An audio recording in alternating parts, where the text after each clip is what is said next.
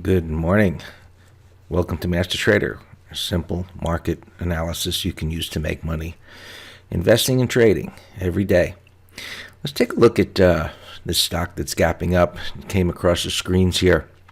It's because of the activity. It's been active the last couple of days. But today, after this run-up, incredible run over the last few weeks, from about $2 up to $27.89 yesterday, it's gapping up into the $32 area. Actually trading right now at $31.80. We call these fondly potential gap and crap type of plays, where there's an extended move and then has what is potentially an exhaustion gap up into this area here. Now, clearly there must be news happening within the stock that's driving it that way, but the pattern says it's overdone. It's so extended from these moving averages, from any price support. So looking at this at the open, what we do is we give it sometimes a few minutes, could be 30 minutes. It really depends on how it trades, because just even though it's extended and gapping, it could go a bit higher, and that's just fine. What would be great is on a intraday time frame for it to try and break out of maybe a consolidation and fail and come back in again. That type of a failure pattern is just fantastic for shorting and looking for retracements. I'm going to look at another one that's actually gapping down. I want to take a look at that could gap and continue. But we're going to have a webinar today at 7 o'clock Eastern, 7 p.m. Eastern, on trading volatility, trading the VIX and VIX options. It's going to be a great webinar where you can learn how to do that. Trading them at the right time essentially is, it's free money in a sense, and and you'll learn about it tonight. These things trends lower forever, and but they do spike up at times, and when they do, it's just an opportunity to hit it on the head, and they just go right back down again. So you can learn about that tonight at 7 o'clock. All right, so let's take a look at the other stock that's actually gapping lower. Almost 9% here, is Barracuda Networks, or CUDA is the symbol, and it's gapping down here right now. It's trading at 23.46, and just disregard the moving averages for now. We just call them visual aids as far as trend and such, but it's gapping down below this support area here, and the 200. It's really not going to have much of an effect. It does have a low over here, but with the proper intraday pattern, it opens up a shorting opportunity, to move down probably easily to this level and maybe beyond. Because while we have to look at support and resistance as technical traders, we also have to put that in the context of what preceded it. Just imagine you own this stock and bought it yesterday or this week in the 25 and a half area, or terribly if you paid 26 for it, and now it's trading down here. And of course, there are probably institutions that accumulated it in this area. What are they going to do? What are you going to do? I know what I would do. I'd be looking to get out of this dog and sell it. And that is what drives stocks lower. That gap, what even appears to be a relatively large gap, to continue to go lower. So again, you need the proper setups when trading these gaps. But when you learn how to do that, it does enable you to make a very nice, consistent income as a gap trader. And we'll be having a class on that coming up relatively soon. Apple is always of interest, and it has been underperforming of late.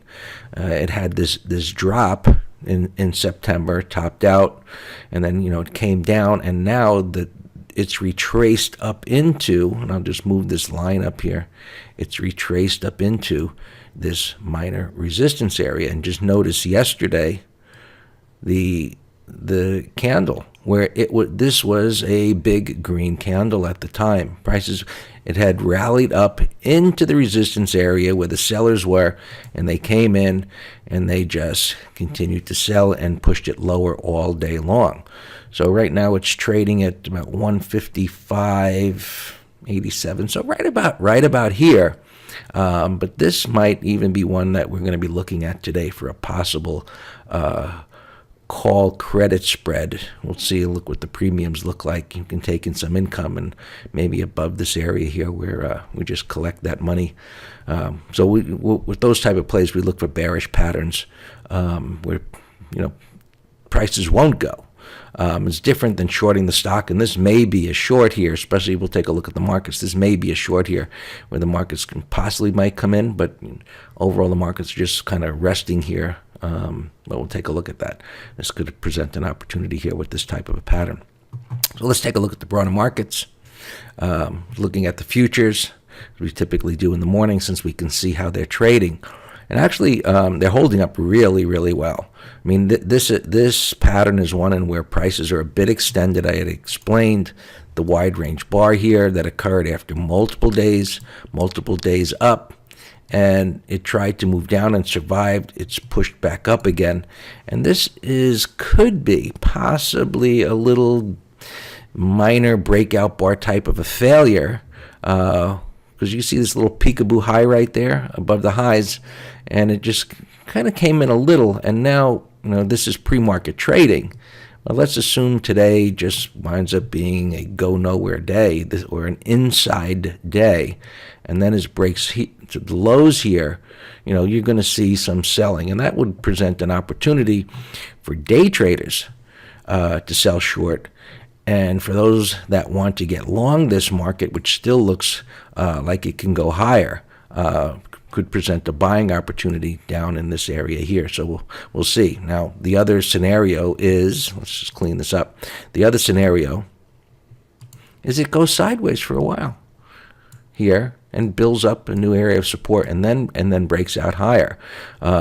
The market might be waiting till later in the week where we have many financials, bank stocks that are going to be reporting.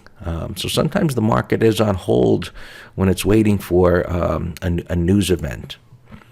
The NQs, little whippy, erratic type of price action there. You can see the topping tails and bottoming tails. And a pattern like that really just is one of displaying indecision amongst investors and traders. They had a breakout to a new high, and now it's holding up in the top of this wide range bar, which is bullish, but the tails and the small candle bodies are an indication of indecision. And you can say, well, that certainly might make sense based on this strong run up, whereas traders don't want to buy at these levels. Maybe they want to buy on a pullback, but there are others that are saying, hey, we're in control. We think it's going higher. We're buying here, and it just chops around for a while. So we just wait, sit back, and wait to see who's going to win the battle and not get beat up in what's going on here right now. Lastly, gold. It's pushed up here, come off of this low, and pushing up into this area over here. And say, well, as it's moved down here. Here's an area of support.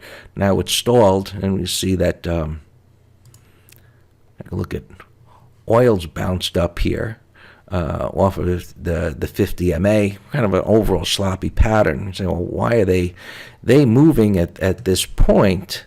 And what we would look at here. Let me just bring up that chart.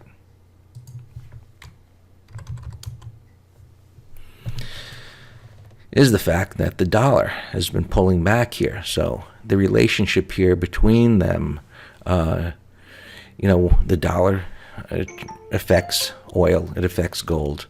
So it's a good market to keep an eye on if you're trading gold and oil. Right?